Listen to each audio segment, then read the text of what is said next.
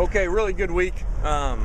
Again today, best week we've had of preparation. So, as we've talked about all week, we're excited to get back on the field and move forward as these guys have done. So, proud of the way they practice, and now we got to still keep moving for the next 2 days and get ready for a very competitive game.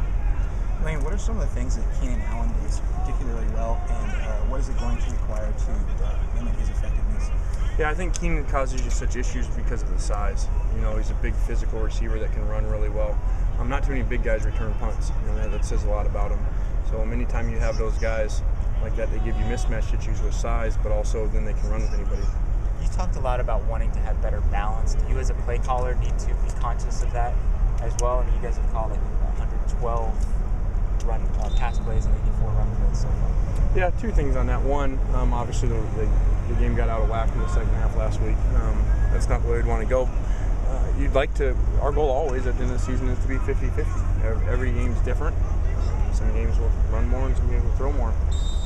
But you're not going to win many games doing what we did on the ground, regardless of how many carries there are. You know, if we're not, you know, we had the gift run at the end of the first half, or else the stats really would probably rush for 0 yards in the entire game. So you got to have that balance, or this offense doesn't work, and that's how you get no points in the second half.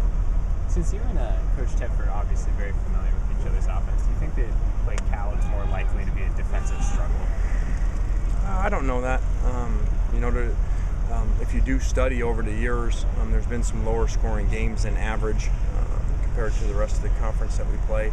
And so there may be something to that, but also now, you know, we've faced their defense for a few years. They've been facing our defense for a number of years, but there must be something to it, because there has been a number of low scoring games comparable to our normal games, and there's. What's your sense of where the team is at mentally after this week of practice? Well, I think they're, you know, like we mentioned, they're excited to get back out and play. That's really the only way you can get rid of a game like that, where you feel so bad that you performed so poorly, and you know, you feel bad for your fans and for everybody involved. And so the only way you can do is go back out.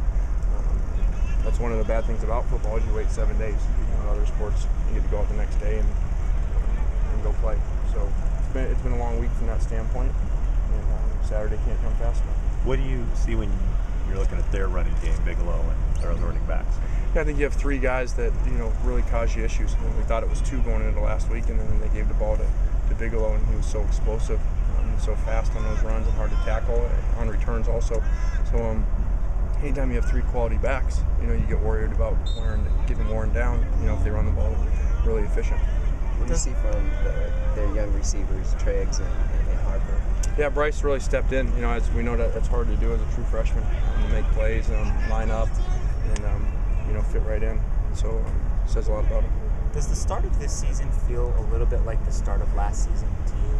And if so, does that surprise you a little bit? Yeah, I think it does, and probably all 3. You know, there's some games in there in all 3 seasons where you're winning, but you'd like to, you know, play better all around, more complete games early in the year, and then you know, you have the 3 losses in the 3 years. And even though the first year isn't the first real game we do win, you know, but we end up screwing it up with Washington here. So there's all 3 kind of heartbreaking losses in there that we need to rally from, just like we have before. You talked about wanting to get Marquise and Robert the ball. Do you have to be, going back to the balancing, do you have to be mindful of, or can you go to that well too much? Do you have to be mindful of not doing that too much? Well, that all depends on, you know, what the defense does and what they take away. And you know, people have been doing that for a while, trying to take them away, and so sometimes the numbers aren't as high as some other games. And so a lot of times it's you call plays and the defense dictates where the ball goes by what they take away, not just how we call the play. Do you think that that Stanford provided a blueprint of some sort on how to defend you guys, and that you're going to see other teams try to do the same thing that they did? I don't think that. I think they showed a blueprint of how to play really good defense regardless of who you play. Very physical, tackled really well, and dominated the line of scrimmage. Football's been played for a long time, and when you win up front, you win a lot of games. And when your defensive line can get a rush like that, it makes any quarterback not play as well as they normally do. And that was really the story. I don't think it was as much scheme as much as that, you know, they really played really, really hard and they tackled really well. Lane, they've been, you know, probably, I guess, next to you guys, most talent in the league, the most guys in the league in the NFL. How does a team get an 8-game run against somebody? Do you have any theories about like how does that happen? Well, there's been some close games along the way. Some we've had to win towards the end. Like the one down here with Aaron at quarterback, and so some could go either way. I don't really have a theory on that, other than our guys have played really well when we played them. Has this team been loose this week? I don't know if loose is the word. I just think that it's the same thing we've been talking about. There's a sense of anxiety or whatever it is about wanting to go play and get rid of that feeling. And you got to remember that they hear it all the time. As coaches, we try to just go back to work and stay in our offices and get ready for the next game, and not talk about the game outside of dealing with the media when we have to recap it. These guys hear about it all day long, from people in school, from family members. So I know that they're tired of hearing about it, and they really want to get to the next game, because kids are always in it. You go in the next game, all of a sudden that game doesn't hurt the same. Having had a few days now to watch Andre and Max Turk go at it at left tackle, where do you see that battle, or how have those guys responded to this challenge? I think Andre's responded really well. I think Max has really stepped up and tried to take it.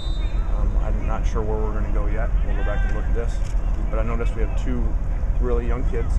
Andre's in his third semester, Max in his first semester here, that are very talented. Could play a number of positions on the line eventually.